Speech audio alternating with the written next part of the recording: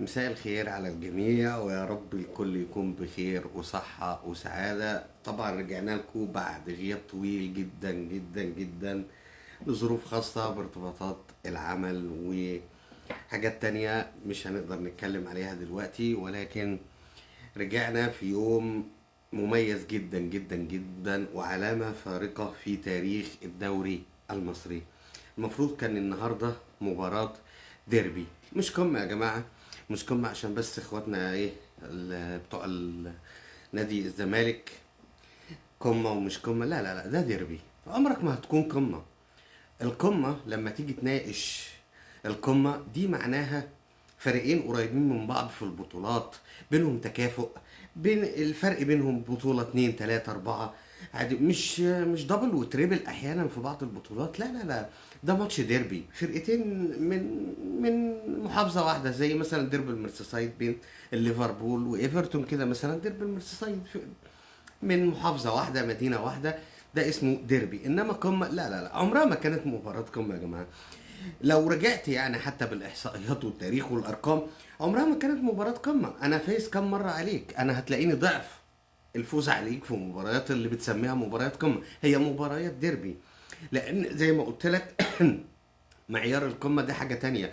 لما اجي اقول لك مثلا بين الليفر والسيتي، اقول لك شوف الفرق بين بطولاتهم كام، تعرف ان دي اسمها قمه الدوري الانجليزي. ليه؟ الفرقتين بينافسوا على الدوري. انما النادي الزمالك بعيد بعيد بعيد بعيد، يعني ايه، كل كام سنه كده على ما بيتفوت له دوري، على ما طبعا بمساعده اخواتنا ايه اللي انتوا عارفينهم يعني، حبايبنا. الزمالك اللي عجبني قوي قوي ان هو قبل اسبوع واحد بس من النهارده حمى العيال بتوعه، حمى الجماعه اللي هو ايه، يعني الجماعه اللي هم عليهم القيمه شويه هناك عندهم، زي ميزو، كابتن ميزو، كابتن مش عارف مين كمان كده. جابهم كده، خدهم حموم جماعي كده ولبسهم ونضفهم وطلع ولبسهم شويه بدل نضاف كده حلوين، مش عارف جابهم منين، تقريبا دي حاجه تحت الكوبري يعني. وقال لهم اطلعوا ايه اتكلموا عن التحكيم، وقولوا التحكيم المصري التحكيم المصري، وفضلوا ساعتين ثلاثه يغنوا، واعطوا الزمالك العداله ونفسه على المركز الثاني. معرفش جابها منين ديت، تقريبا هو كان مصطبح برضه لان دي عاداته، او الصفحه كانت مخترقه برضه، ده عاداته يعني. ما بنحبش نتكلم على ميزو كتير لان احنا ايه عارفين تمام ميزو، عارفين تمام نادي ميزو كمان يعني. فطلع هو التحكيم ومش التحكيم، واحنا مش هنكمل، والتحكيم المصري بيظلمنا، والمفروض دي مباراتهم. مباراة الديربي دي مباراتهم. المباراة الأولى كانت مباراة الأهلي، دفع حول قيمة الفلوس للاتحاد، والاتحاد جاب حكام أجانب. أنت بتشتكي من الحكام المصريين، أنت ما طلبتش ليه حكام أجانب؟ ما طلبتش ليه حكام أجانب؟ إيه اللي كان يعني إيه، لعل المانع خير يعني، وكانت ظروف قهرية وبتاع. الفرق بيني وبينك، انا لما بقول كلام ببقى قده، انا لما بقول كلمه ببقى قدها. انا قلت مش هلعب، خلاص مش هلعب، مفيش حاجه اسمها تليفون يجي لي اروح الاستاد جري، لا. انا مش مرتضى منصور، انا مش حنفي زيك، ولا عمري هكون حنفي، ولا عمرك هتتقارن بيا في يوم من الايام. انت حجمك معروف وتمامك معروف، عمرك ما تقدر تتقارن بالاهلي. انت عايز تحط راسك براس الاهلي، او عايز تقارن نفسك بالاهلي؟ يا ابني انت مريض، اقسم بالله لو حبيت تحط نفسك في مقارنه مع الاهلي انت مريض، انت مريض. بتقارن ايه بايه؟ بتقارن ايه بايه؟ لا ارقام، لا ارقام يا عم اكبر قلعه انت، لا ارقام ولا احصائيات ولا فيها حاجه انت متفوق فيها عن الاهلي علشان نقول حتى ده في لعبه يعني، او في بطوله الراجل ده يعني متفوق فيها عن النادي الاهلي. مفيش. انت كل مره الاهلي حاطط عليك، اخر 10 سنين انت فزت 7 ماتشات يا ابني، اخر 10 سنين. انت فاهم معنى الجمله؟ مقدر يعني ايه ان انت اخر 10 سنين فايز على الاهلي 7 ماتشات؟ عمرك ما فزت على الاهلي في دوري الابطال من اجمالي ال9 ماتشات اللي اتلعبوا، عمرك ما فزت على الاهلي. فين يا ابني القمه والنيله والقرف اللي انت بترغي بيه، وعمال مطلع لي شويه القلاضيش، وكل شويه جايبين لي كل حاجه عندكم بطوله. اي حد بيجيب سيره الزمالك بره دي بطوله، مش عارف ايه، يقول له ده زملكاوي بيشجع الزمالك. شوف افريقيا كلها بتشجع الزمالك، شوف. ما احنا بنشوف الحاجات دي على ارض الواقع يا ابني. اي احصائيه، اي استفتاء بينزل انت صفر على الشمال. يعني احيانا جمهور الاهلي بيعاند فيك لما بيلاقي اللعيب مش بالاهلي، بيروح يصوت لاي لعيب بينجحه قصاد نجومك انت. الخليج شعبيتي من الخليج وشعبية يا عم، بطل بقى ضحك على القطيع بتاعك ده. القطيع بتاعك ده ما يعني، بص هقول لك على ايه، ملوش لازمه، لانه هو خلاص تمامه معروف، وانت اصلا تمامك نفسه معروف. انت نادي عايز تحط راسك براس الاهلي بأمارة ايه؟ او بأمارة مين عشان تحط راسك براس؟ عمرك ما هتحط راسك براس الاهلي، وعمرك ما هتوصل لربع اللي بيعمله الاهلي. ربع اللي بيعمله الاهلي انت عمرك ما توصل. انت يا ابني كبيرك تتريق عليا اما اروح العب في كاس الانديه، عالم الانديه، واضيع بلانتي تفرح، كهربا يضيع بلانتي تفرح. ده تمامك وده اخرك. ده تمامك وده اخرك. بتقعد تتفرج، بتدفع الاشتراك عشان تتفرج ونفسك يتغلب. انا شوف انا بتكلم في ايه، انا بتكلم في كاس عالم الانديه، وبتكلم في حته تانية بعيده عن احلامك، حتى بعيده عن احلامك. احلامك انت بالنسبه لي واقع معدي عليه سنين كتير جدا جدا جدا جدا.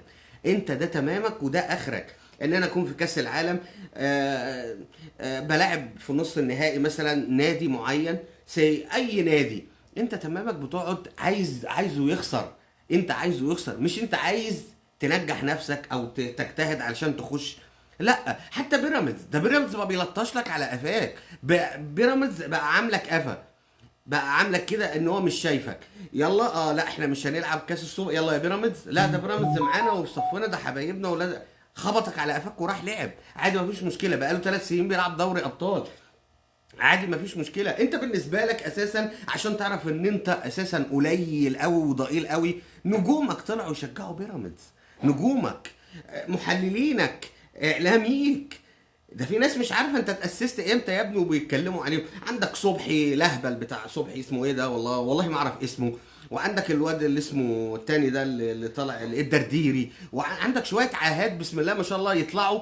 يعني لو في نشء جديد طالع وسمع الناس ديت، عمره ما هيشجع نادي اسمه الزمالك. يعني بالعته اللي بيقولوه ده، واحد مش عارف تاريخ التاسيس، واحد مش عارف هو ايه اساسا، يعني ايه نائب الرئيس بتاعهم يا جماعه بيقول لك إيه؟ بيقول له احنا من 2000، الكابتن اكرامي زانا بيقول له احنا من 2002، انتوا من 2002 ما خدتوش. قال له لا لا لا، هو احنا مش خدنا. يعني بيسال، هو بيسال، هو مش عارف، هو بيسال. فاهم ازاي؟ بيستفسر، يمكن يكون غلطان، يمكن يكون في حاجه من تحت الترابيزه جت وهو نسيها عادي. فده اخرك وده تمامك. دايما هتحس ان انت ضئيل قدام الاهلي. اوعى تقارن نفسك بالاهلي في يوم من الايام. المقارنه مش في صالحك، او بمعنى ادق المقارنه دي عمرها ما هتتم، ومش هينفع تتم. ما ينفعش تتم. لما تيجي تقارن، قارن بين حاجتين المسافات بينهم قريبه، اقدر اقارن اقول لك دي مسافات قريبه اقدر اقارن. انما انت بتقارن نفسك بواحد معديك بسنين ضوئيه، واحد معديك بسنين ضوئيه. يا ابني احنا بنفكر، يعني بنفكر من هنا لسنين قدام. انت بتفكر ازاي تفشل، انت بتفكر ازاي تخلي الاهلي فاشل، مش تنجح انت. مع انك يعني بشويه اجتهاد وشويه ممكن يعني تلحق تلم نفسك وترجع كومبارس كالعاده. بس انت مش عايز تقريبا. حبيت بيراميدز زي ما الجماعه بيطلعوا كده يشجعوا اوه بيراميدز زاوي. الخضري لما بيسالوه بيقولوا له في بيتها بس 3-0 كتيره، بس من بيراميدز عادي مفيش مشكله. يعني انت تتدق من بيراميدز عادي طب ما عادي انت لما تكسبني في ماتش ما عادي، ما انا ممكن اتغلب من غزل المحله في ماتش عادي، ممكن اتعادل مع بتروجيت عادي واتحصلت، ممكن فزيك زي اي ماتش. انت بالنسبه لي زي اي ماتش. انا دلوقتي لما احب افكر كراجل بفكر بقى بعقلي، لا بيراميدز، ماتش بيراميدز هو الماتش الفيصل بيني وبين الدوري. انما مش هفكر فيك انت، عمري ما هفكر فيك انت. سواء بقى قعدت تتحجج لي ان التحكيم ومش التحكيم، ما طلبتش ليه حكام اجانب يا مسخره؟ انت ما طلبتش ليه؟ شاطر تطلع لي مؤتمرات وتحمل عيال وتطلعهم ينكشوا ويتكلموا وهم ليسوا على درايه بشيء. ناس قاعده بس مهمتها المنافس مين؟ يالا تهبل.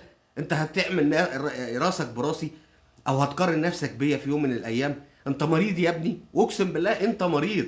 مجرد المقارنه بينك وبين الاهلي انت مريض. ومش عارف مين يجيبوا له كل شويه واحد اسمه ماهر غريب، كل ما يتقال حاجه يقعد يقول له طب ومش عارف ايه بتاع سنه 50 سنه 70 سنه 80 الاهلي واخد 4 افريقيا. طب وايه يعني؟ ايه المشكله؟ طب ما عملتش انت ليه كده؟ يعني انت ما عملتش ليه؟ ما خدتش ليه في 22 سنه ولا 23 سنه البطوله ادام هي حلوه كده وسهله؟ ما تخش يا عم، حد حيشك؟